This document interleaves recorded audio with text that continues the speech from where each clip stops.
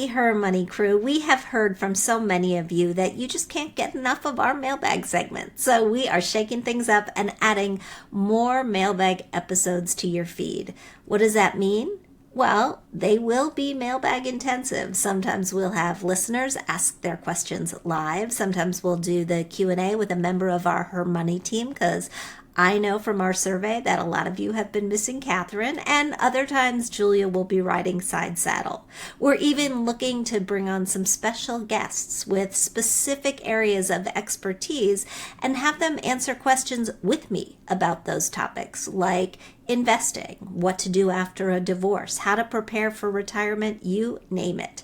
We hope you'll tune in, and as always, we love your feedback. Do these bonus episodes do it for you? What topics would you like to hear us dive into? What questions can we answer for you on an upcoming episode? Write to us at mailbag@hermoney.com or send me a note personally at jean@hermoney.com and let me know if you've got a question I could answer. Personally, I'd love more of that. Before we jump into your questions, though, a very quick reminder that we are closing in on the end of tax time. Many of you have probably filed your taxes already. Good for you, you overachievers. I'm not quite done. The IRS has already received about 44 million returns, and people are getting an average refund of, get this, $3,213. That sounds great, right? It's a big chunk of change to get unexpectedly, and for many of you, it probably feels like free money, but the reality is it's not. It's your money, and you've been letting Uncle Sam hold on to it for months and months and months, and if you had that money in your hands, maybe you could have paid down some debt or stashed it in a high-yield savings account or invested it and watched it grow or put it to some other goal. Look, while no one likes to owe taxes come April 15th, the reality is you should actually be shooting for a very low one, as close to zero as possible. So if you're getting a big refund or you already got one, it's time to file a new W-4 with your company's HR department. You can use the IRS's withholding estimator. It's at the IRS website, irs.gov. We'll link to it in the show to find out what your break-even point will be. And just one final note to anyone listening who is saying, yeah, but getting a tax refund is the only way I can save money every year. Take your refund, divide it by the number of times you get paid each year, and move that amount of money into savings every time your paycheck lands. Do it automatically. Or if you're not maxing out your retirement account, adjust your contribution upward by the same amount. As you watch the money start to grow, I'm telling you, you're going to be very glad you did. We are back with our mailbag, and our call-in for this episode came from Carolyne. She's in her early 40s. She works for a nonprofit, and although she loves the work, she feels like they're taking advantage of her. Here's our conversation. Hey, Carolyne, how are you? Hi, good morning. Thanks for having me. Oh my gosh, thank you so much for writing in. Thank you for being a listener and part of our community. Tell me, where are you in the world? I'm in Montana. Lucky you. Yeah, it's a really awesome place to get to live. That's amazing. Tell me what's going on in your life. I know we're talking today about your career. There's a whole lot, I guess, and I work for an organization, and we're a nonprofit, and I run the magazine part, and I'm the head of that, and we've gone through some pretty major changes and had a total redesign, and it was really successful. We're really happy with it. We did it all in-house, and now we're at a stage with the organization that is really important, and it's a new strategic plan that's going to take the organization in a new direction, and I'm really excited for it. But I was excited to come onto this job because I had a lot of chaos in my previous job, and I was looking forward to some stability. And then I started working here, and we had a switch out ED, and then we had this budget change, which is what caused the redesign, and now we have this. And so I'm not looking forward to having a complete industry shift and having to reassess what we're doing yet again. So part of me is saying, well, it's been 3 years, and that's usually what I've heard historically is like how much it can take to feel really confident at a job that you're like more high level at, and get to know the ins and outs and feel really confident. And so I've made it past that benchmark, and now move forward and have all of the experience and everything. Or if it's been 3 years of chaos, should I be looking for something else where the pay is more equitable to the kind of work that I'm doing? Because I also, in addition to that, I'm still making a nonprofit salary, which is not the only reason to have a job, but you can feel it over time. And there's also a lot of executive level coaching and internal PR work and that kind of thing, and leaning on a lot of soft skills that isn't really acknowledged all that much.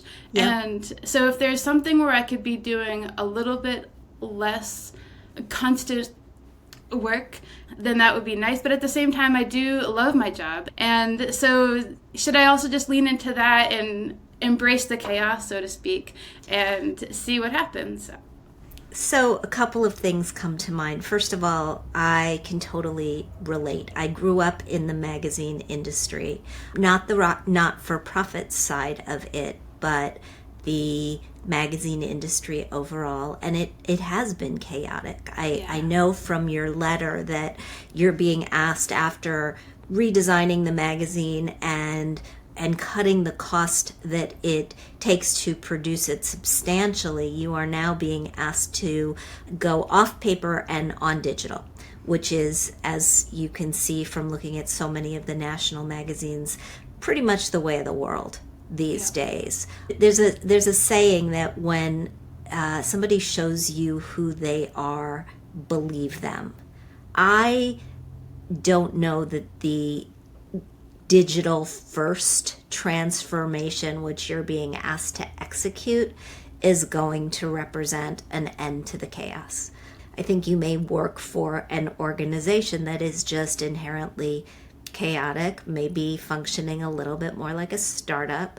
Some people are temperamentally suited for that. Some people really are not.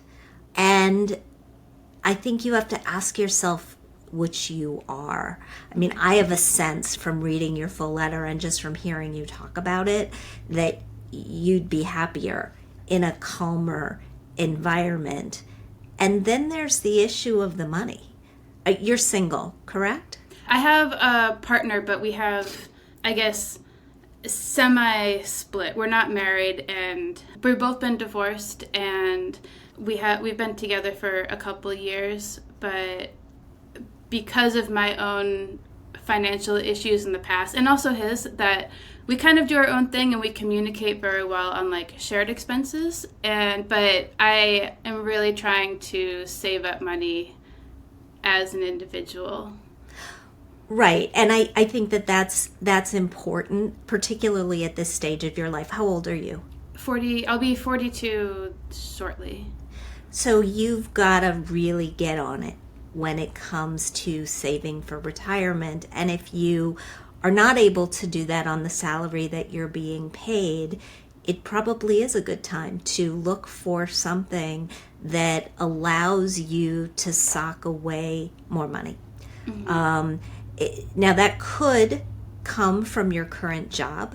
If you have an offer that if you are fielding offers, you can take it back to your company. And the thing that we have to remember about not-for-profits is that not-for-profit doesn't mean you don't make any money, right? They make money. Otherwise, they wouldn't exist long term.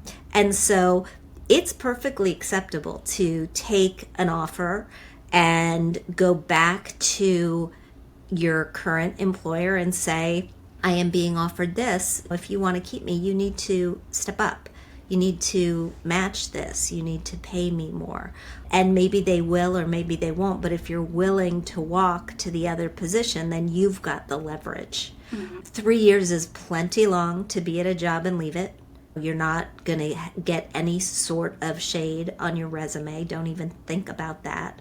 The other question that I have is, when you say you love your job and then you say, but there's been consistent chaos, do you really love it? When I can focus on my little world, then I do. I love working with, for the most part, I love working with the people that I work with, because we're so close and it's like family, for better or for worse, which I don't use language like that at work, but there's that constant tension and making up and everything. And then my freelancers, I've been really enjoying. I started an internship program and getting to mentor young writers and editors, getting to help people early on in their career become great writers and learn how to work with magazines. All of that is extremely fulfilling for me. And then the material itself, I love. I'm a magazine editor for something that's very specific, and both of those things are my two loves. And it's, I think, rare to have something that aligns with your value system so much. Yeah. And so there's like a definite push and pull in that regard of which part of myself am I going to honor, because I don't think that I'd find something that's such a great fit, even in that regard, if I want to find something that's a better fit in these other ways. Okay. So have you had the discussion with them about salary? I brought it up a couple of years ago, and essentially, I was given a kind of blank stare, and then the meeting was wrapped up very quickly after that, and I tried to schedule some follow-up meetings, and I didn't actually meet that person for another year. In your latest one-on-one, what happened? So in that one, we just mainly talked about her children, and then I tried to bring up the other conflicts that were going on and didn't really get all that much. And so I decided to just not keep banging my head against the same door that wasn't being answered. So I started talking with other people who I thought could potentially help. And the conversation was mainly about like budgetary issues and what we're able to do and not do. And then I had another meeting with that person 1 year, almost to the day after that last follow-up meeting, and we mainly chatted about the stresses that we're facing as an organization and how to better interpersonal relationships, and ended with me hosting the Christmas party. Oh my gosh. Caroline, when was the last time you had a raise? I got one when I was about 6 months in. We did like an organization 3 years ago? ride. Okay. And inflation has been going great guns. Your Yeah. living expenses have gone way up. Mm-hmm. You've brought incredible value. I can hear it to this organization. You've cut their costs tremendously. I know that they've reduced staff. I mean, I'm getting angry on your behalf just listening to this. I have to tell you. Yeah. And so I know you say you love it. I think sometimes we love things that we're comfortable with. When I left my last real jobs before I started freelancing and started HerMoney, I missed the people terribly. But I also felt good about earning what I knew that I was worth. Yeah. And I think it's time for that. So I would encourage you to explore other offers.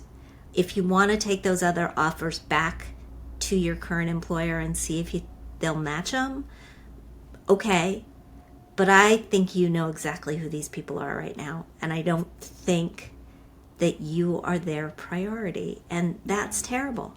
I mean, not every employee can be the priority of all employers at the same time, but it's not your doing that the organization is facing stresses. You have helped with those stresses. You have helped cut costs. You've helped them continue to put out this publication. I would think about ways that you could potentially satisfy the itch that you have to write the material that you are passionate about on a freelance basis if it's not possible to do it at a day job. Mm-hmm. And then look for a day job that makes you happy and brings a little more peace to your life. How's that sound? That is hard to hear, but really resonates also. And I don't want this to be the end. I want you to think about what I've said.